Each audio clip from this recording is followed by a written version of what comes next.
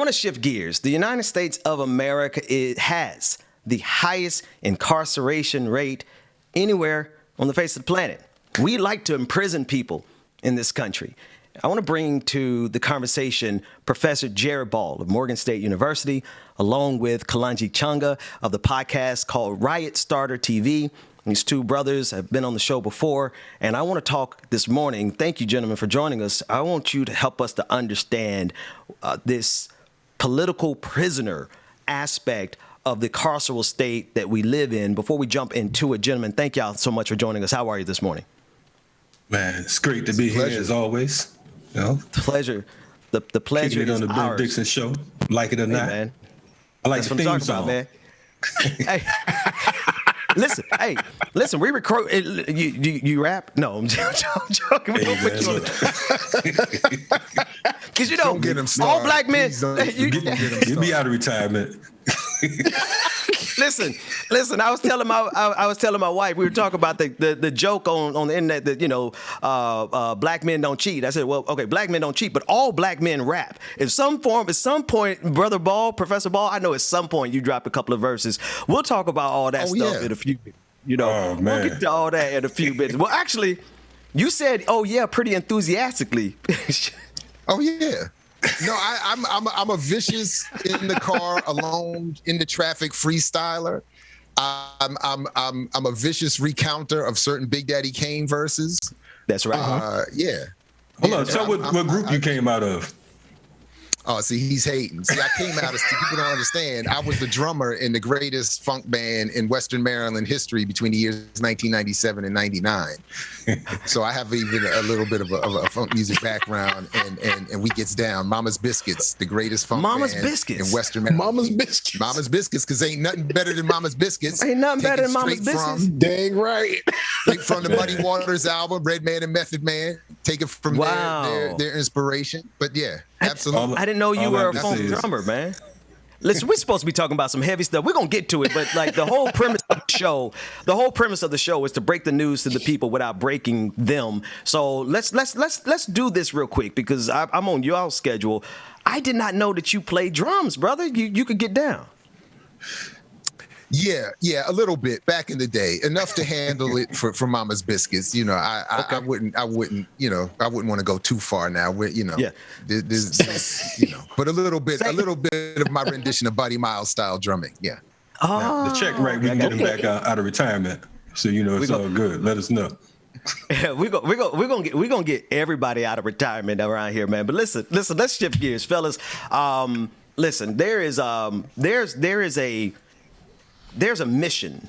There is a consistent thread throughout American history about the imprisonment in some form or fashion of not just black people, but particularly black people with a particular message. This country has no problem. I was talking to some friends. This country has no problem killing our prophets, and it certainly doesn't have any problem imprisoning them. Professor Ball, you're professor of African and African American studies and the diaspora studies, rather. Help us to understand all of this that's going on in the most incarcerated country in the nation, in the world, right? Well, I mean, the United States is often promoted as a democracy born out of a struggle for independence and freedom. But in reality, it is a settler colonial state, a white supremacist capitalist settler colonial state that looks to, that operates on that basis. So it's the initial relationships that were developed in this country between labor and ownership, so to speak, or enslaved and master, or black and white, or rich and poor, and still in many cases, men and women. Those initial relationships remain intact, and in many cases, particularly between the relationship of black people and working people and the state, the relationship has remained undisturbed for several hundred years. So what that requires then is a variety of suppressive tactics used in response to those who would struggle for freedom and equality. And when you have a society built on, and still established and operating on the logic of extraction and exploitation, then one way to adjust the contemporary reality to that need is to tell people, is to rebrand people as free, but who are largely either enslaved to a wage slave system or an economic order, or are enslaved literally, as is the case expressed in the 13th Amendment in the Constitution, are literally enslaved through the process of incarceration, which then becomes this major business. And then as we'll turn to the issue of political prisoners, those who would struggle in an organized fashion against that situation are targeted with imprisonment specific to their politics. And that's, sort of the particular area that I know we're looking at this morning. Yeah. Yeah. And Brother Kalonji, Brother Chung, I wanted to bring you into that conversation because it is, it's the, I don't even want to call it the best kept secret because it's plain as day. It's clear in sight. You drive anywhere. You see, we have made as a nation huge investments into prisons. They got to put people in there. But of course, the people they would want to put in there the most are the people who are speaking out against this system. Just give us your take on all this that's going on. Well, Michelle Alexander termed it the new Jim Crow, but we see it as business as usual. We know that America, the United States, has made literally a killing and a living off of the enslavement of African and other, indigenous people. You're looking at a country that is 5% of the world population, yet has 25% of all incarcerated people on the planet. Again, 5% of the world population, but 25% of all prisoners on the planet. This country, it thrives off of war. It thrives off of enslavement, and those who choose to speak out against it, those who choose to stand in the forefront and shine a light on it, oftentimes are targeted, as Dr. Ball said. They're targeted not only because of their political actions, but their affiliations, and or their beliefs. And I like to point out as well, when we talk about moving from quote unquote social prisoner to political prisoner, it's, the one thing that folks find quickly is that Malcolm moment oftentimes. You know what I mean? They go in as social prisoners, or they go in like a George Jackson or someone who was a social prisoner and that was looked at as a common thief or whatever. But through reading, through studying, through study groups and political education classes, they become politicized. And at that moment, they begin to take up and maintain the political struggle. And, these type of individuals are often segregated from regular prison population because they are deemed a threat because of the fact that they influence and transform others to become recruits for the movement.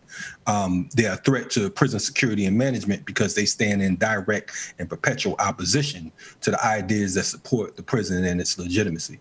So I think that one of the things that we should remember and always recall is that, our very encounter with the quote unquote founding fathers of this nation was one of bloodshed. It was one of thievery, land grab, with the natives of this land, which they now call gentrification. All of this is part and parcel. The imprisonment system, it's one gigantic system that is split into different compartments and departments to basically throw the people off and to say, look, well, I'm over here fighting for gentrification, and I'm over here fighting for the environment, and I'm over here fighting for the animals. When in fact, you have folks who are in prison just for speaking out against those particular issues, and you don't have to be a quote unquote killer, or a Robin Hood to be a victim of, of this forced labor.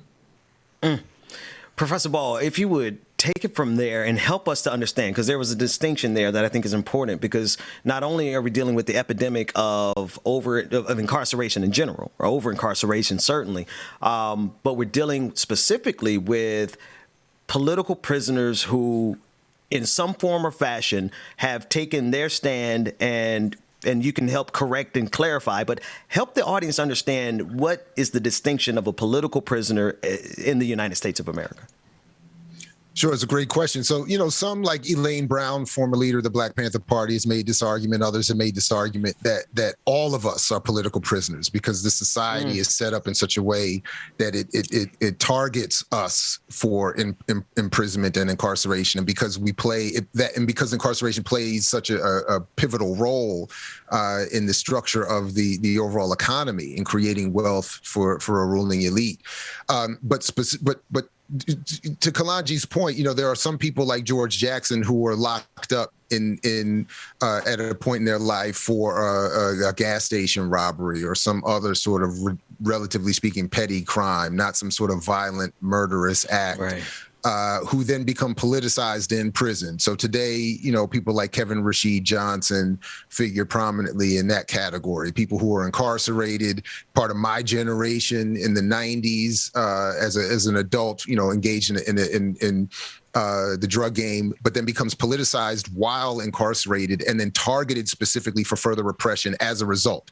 So in other words, they get, a greater degrees of police repression, having their stuff taken, their letters interfered with and all that kind of stuff because of their attempt to organize prisoners and to learn differently and to re-educate and to become some sort of a more radical political person as opposed to just an incarcerated, meant to be reduced to a state of an animal.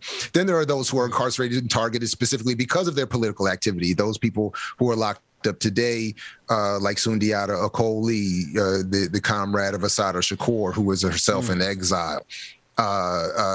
People like Batulu Shakur, people like David Gilbert, a white ally who is still locked up despite being given clemency from Governor Cuomo. Rochelle McGee, the longest held political prisoner, is still locked up because and if I remember correctly, Kalanji might have corrected me on this, but he might have become more politicized while in prison himself. So he might.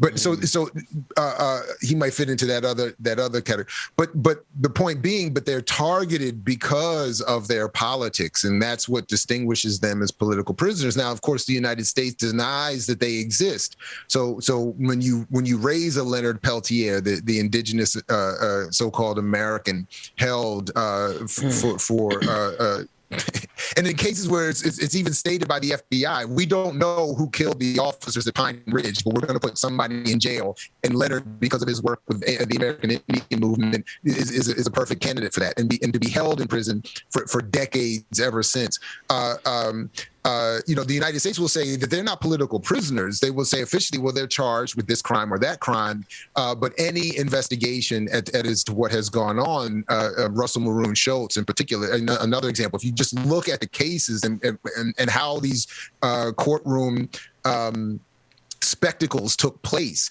you see that it's not about any actual evidence. It's not about any actual crime that these folks are said to have committed. It's because of the political activism and the ideas that they represent that they don't want us to adopt going forward. And then lastly, I'll just say we have to be aware that this issue, it isn't just something relegated to the past. And this is the 60s and 70s and old folks, still complaining. This is something that people today have to be aware of because new political prisoners are being created even as we speak, because of their participation against police violence or some other organized activity against the state. So we have to be aware not only of those legacies, so to speak, but how this is something that will impact us going forward.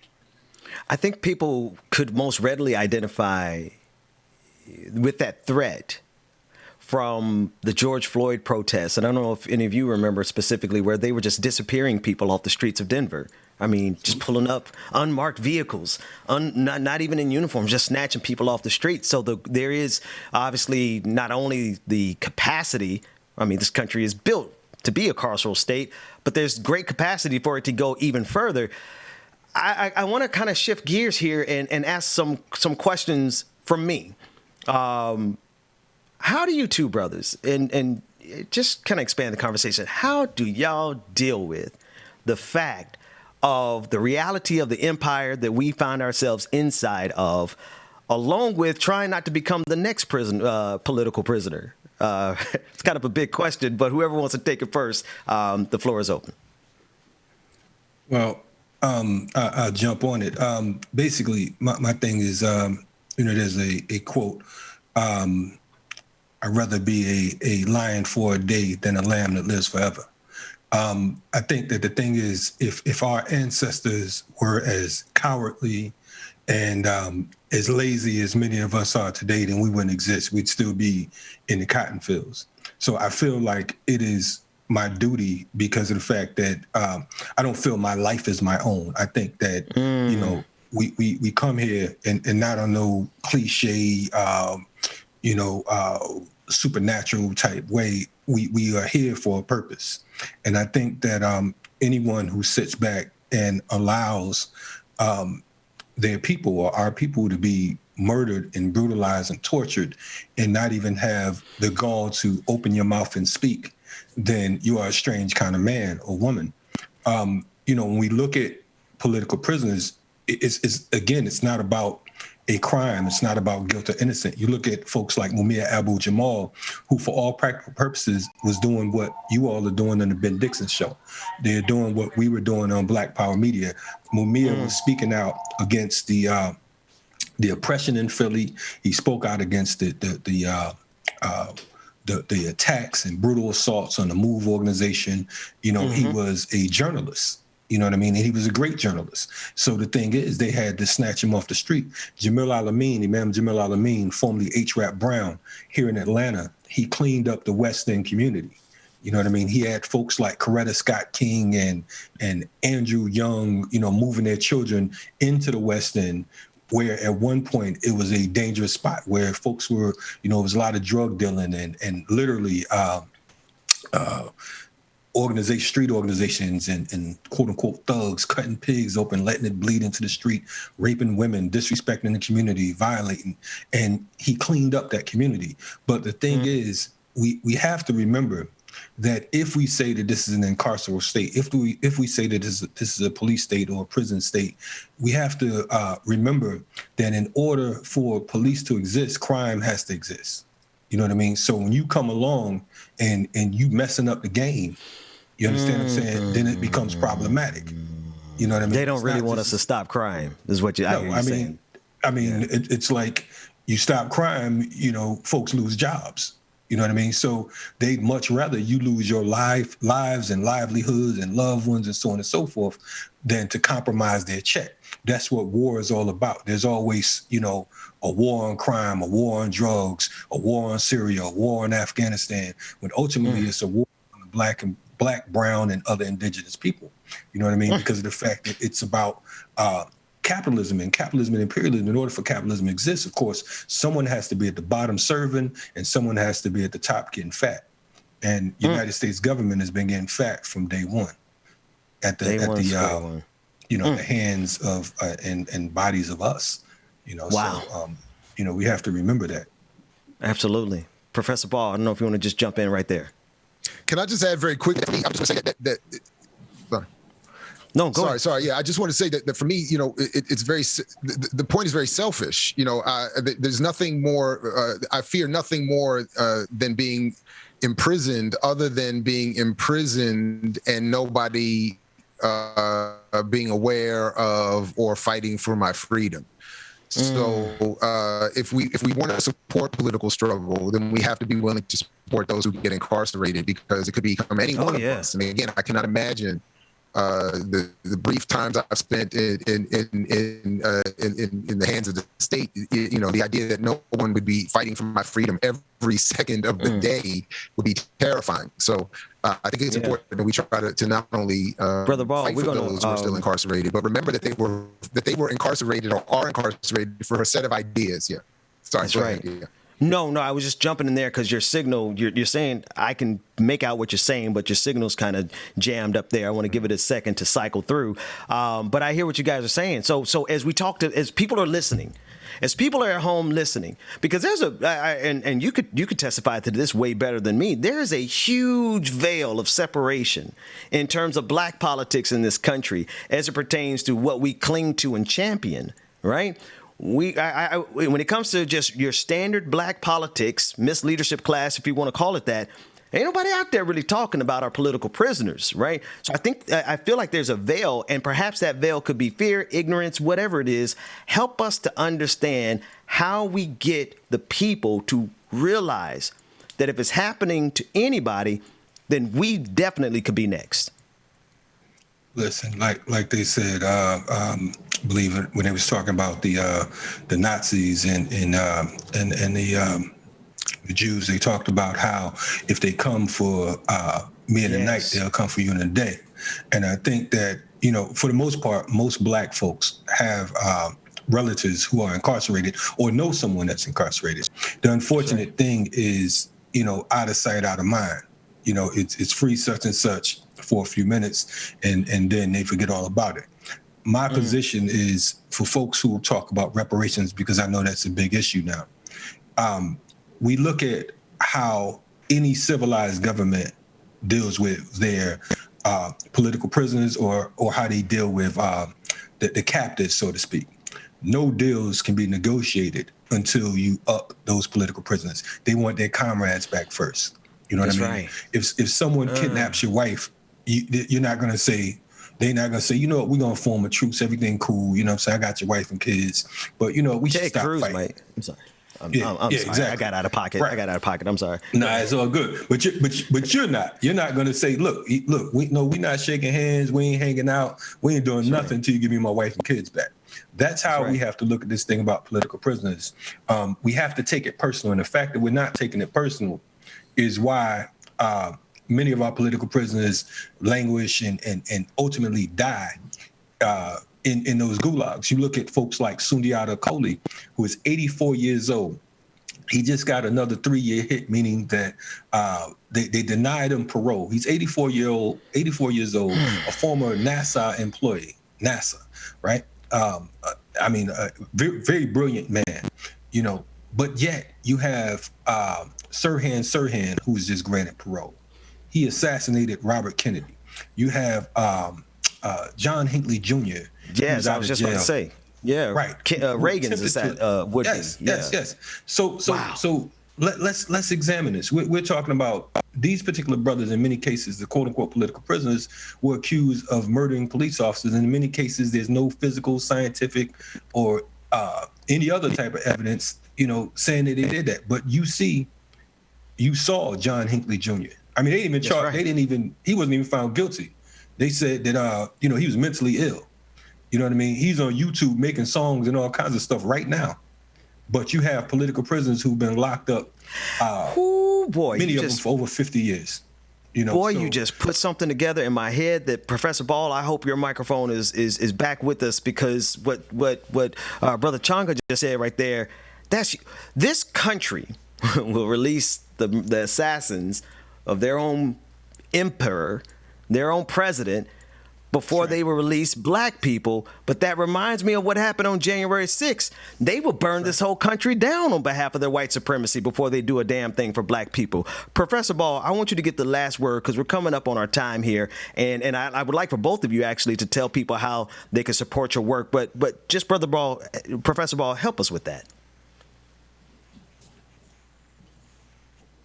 So just very quickly, and I apologize for my connection issues. I appreciate what you're doing here, Ben. The bottom line is the reason they could let Sirhan Sirhan out is that even to the extent that he actually is guilty of what he's accused of, the act he's charged with, that is killing Robert F. Kennedy and taking this country that much farther away from what would be considered a more progressive trajectory than it's on now, or has been since that assassination, is more in line with the power that be than supporting the politics of those who are locked up as political prisoners would be to this day. So Sirhan represents more of a support network for those in power, unfortunately, than those who are our political prisoners to this day. And I thank you very much, and I apologize again for my connection issues this morning. No problem, man. You said a word there. And Brother Changa, if you would tell everybody how they can support not only your work and Brother Ball and Professor Ball's work, but also how can they generally be supportive of the fight on behalf of political prisoners? I would say two things. For one, I would say definitely join an organization.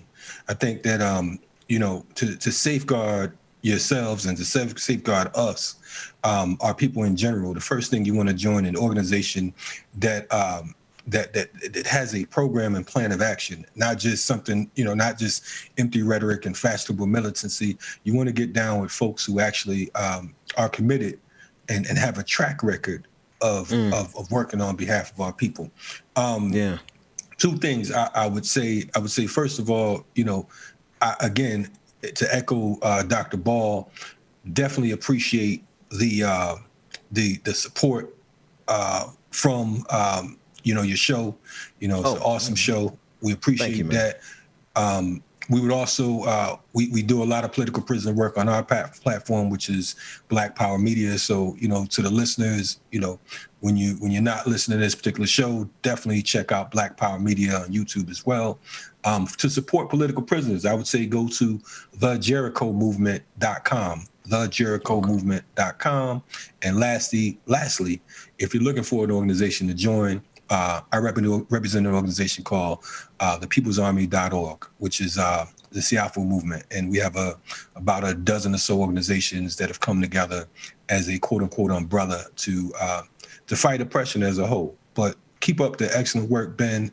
Hey, man. We're absolutely grateful for all that you do. And it's necessary. And anytime.